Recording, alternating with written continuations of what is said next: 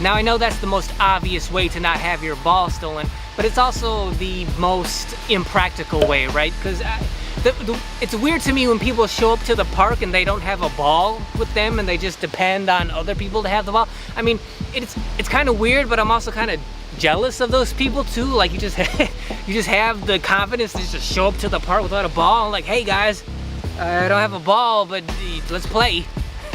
I do dig the confidence, but it's just like, I just like having a ball with me at all times, just in case, you know, especially like on actual game days. You know, I usually pride myself on being like the first person out here and the last person to leave. And if that's the case, then if I'm the only person out here, then I need to have a ball with me. So I always like to have my ball with me at all times. But yeah, you know, if you don't have a ball with you, then you can't have it stolen from you, I guess. Secondly, and again, kind of obvious, which is try not to play at sketchy parks. Now I know for a lot of us that's not really an option. We all just kind of play at the court that's closest to where we live.